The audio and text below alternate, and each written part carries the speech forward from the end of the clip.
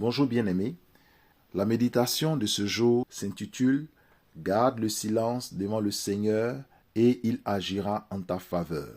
Et pour illustrer ce thème, nous allons lire dans le livre de Psaume 37, versets 7 à 8 et même 9, il est dit « Reste en silence devant le Seigneur, attends-le, ne te mets pas en colère contre celui qui réussit, contre l'homme qui fait de mauvais coups. Laisse la colère, ne sois pas furieux, calme-toi. Sinon cela va mal finir. Oui, ceux qui font du mal seront supprimés, mais ceux qui comptent sur le Seigneur posséderont le pays. Encore un peu de temps, il n'y aura plus d'hommes mauvais. Bien-aimés, cette parole nous exhorte à garder le silence devant le Seigneur lorsque nous sommes éprouvés par un ennemi, par un adversaire ou par des gens mauvais. Vous savez que nous vivons dans un monde hostile à l'Évangile. Et nous sommes soumis à des pressions extérieures. Et l'une des stratégies favorites de l'ennemi pour attaquer le cœur du chrétien, ce sont parfois des calomnies ou des incompréhensions auprès des personnes, pour qui il a beaucoup d'estime et qui sont au-dessus de tout soupçon. Lorsque le diable tente par tous les moyens d'éprouver par exemple un homme de Dieu ou un pasteur, il essaie de le gagner, par la corruption, par le sexe ou par quelque moyen que ce soit. Bien souvent, quand il échoue, il utilise une de ses armes les plus favorites. Il s'agit, de l'arme de la calomnie. Quel homme de Dieu dirait qu'il n'a jamais connu de calomnie? Il a toujours connu, les hommes de Dieu ont toujours connu des calomnies, des accusations. Et celles qui lui causent le plus de maîtrise, ce sont des calomnies qui viennent de ses proches, qui viennent de sa famille, qui viennent de sa maison, qui viennent, de son église parfois. Ces incompréhensions qui lui fendent le cœur et qui le brisent au plus profond de son âme. Et David a connu cette même situation lorsqu'il a dû fuir devant son propre fils, Absalom. Lorsqu'il montait la montagne, vous allez prendre par exemple le livre de 2 Samuel 15, à partir du verset 30, vous lirez ceci, David monta la colline des Oliviers, il montait en pleurant et la tête couverte. Et il marchait nu-pieds. Et tous ceux qui étaient avec lui se couvrirent aussi la tête et il montait en pleurant. Il montait en pleurant. Pourquoi? Parce que David avait connu la désolation.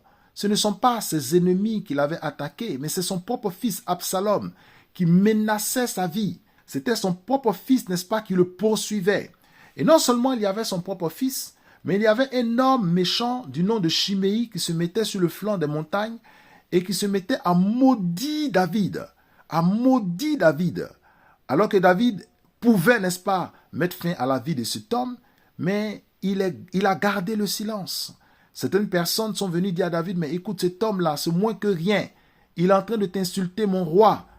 Donne-nous l'autorisation simplement de lui ôter la vie. David a dit non. S'il maudit, c'est que l'Éternel lui a dit de maudire. Mais la douleur de David était vive. Et c'était lorsque même sa douleur était vive que cet homme venait davantage, pour appuyer là où ça fait mal, par des paroles. C'était des paroles de meurtrissure. David déjà montait la montagne dans les pleurs, dans les larmes. Cet homme voyait les larmes de David, mais il n'éprouvait aucune consolation. Il vient enfoncer davantage David par des paroles blessantes. Oh mon bien-aimé, David, face à cette situation, a gardé le silence. Et l'histoire nous révèle que par la suite, David a eu raison sur les paroles, de Chiméi, de cet homme qui pensait bien faire en maudissant David. Cet homme disait même, c'est Dieu qui te punit. Voyez, il pensait agir au nom de Dieu. Il pensait être du côté de Dieu. Mais le sort a voulu effectivement que David soit rétabli dans son trône et que l'une des premières personnes qui viennent au pied, de David pour présenter des excuses et pour demander pardon afin de conserver la vie, c'est Chiméi, cet homme qui a maudit naguère David. Vous voyez, c'est ainsi que le Seigneur confond nos ennemis. C'est ainsi que le Seigneur confond nos adversaires. Ceux qui t'ont insulté aujourd'hui seront les mêmes qui se prosterneront demain. Et c'est le Seigneur qui le fera afin que l'on sache que tu es une distinguée du Seigneur. Afin que l'on sache que le Seigneur a marqué en toi le sceau de sa distinction. Et que l'on dise que tu n'es pas n'importe qui. Et ce n'est pas n'importe qui qu'on parle ainsi. Mais lorsque tu es confronté à des calomnies, à des paroles blessantes, bien-aimé, entretiens ton cœur dans la présence de Dieu. Ne rétorque pas et ne réponds pas aux calomnies. Ça fait très mal de ne pas pouvoir répondre. Moi aussi, j'ai été confronté à un événement de ma vie qui m'a profondément bouleversé, mon frère et ma sœur. Et j'avais toutes les capacités possibles de répondre à des mensonges point par point et à les démonter un à un. Mais le Seigneur m'a dit, ne réponds pas. Calme-toi et tais-toi. Ne réponds pas. Et ça fait mal. Quand vous avez la possibilité de répondre à un mensonge et que le Seigneur vous impose de vous taire, ça fait mal.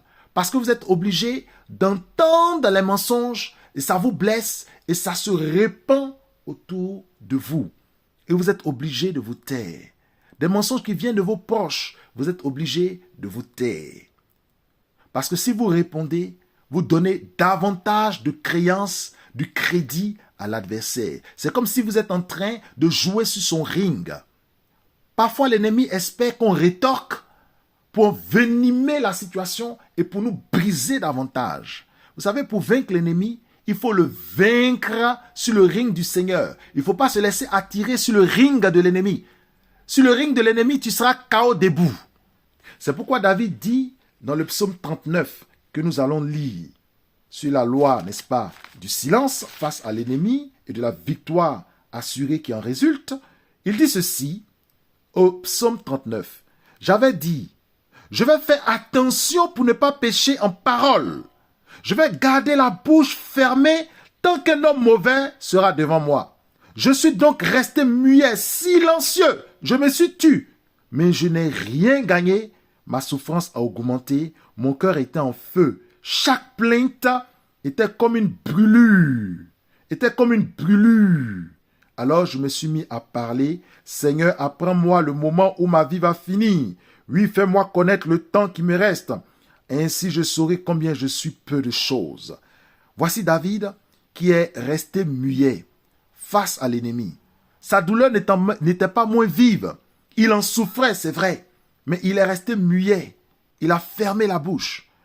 Lorsque vous prenez le verset 10 toujours du chapitre 39 de Psaume, il dit « Maintenant je reste muet, je n'ouvre pas la bouche, puisque c'est toi qui agis. » C'est-à-dire qu'il délègue à Dieu le soin de répondre à ses ennemis. Il délègue à Dieu le soin d'agir en sa faveur. David dit « Seigneur, je reste muet, je n'ouvre pas la bouche, puisque c'est toi qui agis. » Puisque c'est le Seigneur qui entre en action en ma faveur, je lui laisse tout le soin d'agir à sa guise. Je ne vais pas interférer aux actions du Seigneur. Je pose au pied du Seigneur ma blessure, mes peines. Je dis au Seigneur, entends, écoute les blessures de mes ennemis, les blessures que m'ont fait subir l'ennemi. Écoute, n'est-ce pas, les paroles blessantes de mes ennemis. Entretiens mon cœur pour que je ne garde aucune rancœur, aucune rancune, parce que je suis resté muet, je n'ai pas parlé, je n'ai pas ouvert la bouche. Maintenant, Seigneur, agis. Et ce sera aussi pour moi l'occasion d'interpeller tous celles et ceux qui sont peut-être expertes dans les paroles blessantes. Lorsque tu es en train de dire une parole méchante et blessante à quelqu'un et qu'il garde le silence, commence à trembler et commence à avoir peur. Par son silence, la personne est en train de dire « Seigneur, entre en action en ma faveur. » Quand tu insultes quelqu'un et qu'il se tait, quand tu opprimes une personne et qu'il ne répond pas, quand tu es en train de blesser quelqu'un et qu'il garde le silence, toi, mon frère qui est en train de la blesser, commence à craindre, commence à avoir peur. Parce que la personne est en train de te dire par là, Seigneur, entre en combat en ma faveur. Et malheur à toi si cette personne craint Dieu. Parce que quand Dieu va rentrer en combat contre toi, les problèmes que tu vas avoir seront terribles. C'est pourquoi, bien-aimé, il faut assaisonner aussi nos paroles de sel. Il faut assaisonner nos paroles de sel. Gloire à Jésus. Donc voici l'exhortation du jour. Je pense avoir pris beaucoup de temps. Pardonnez-moi. Que la paix et la grâce de Dieu soient avec vous. Gardons le silence devant le Seigneur et abstenons-nous de toute parole blessante et méchante en Christ. Au nom de Jésus, soyez bénis mes frères.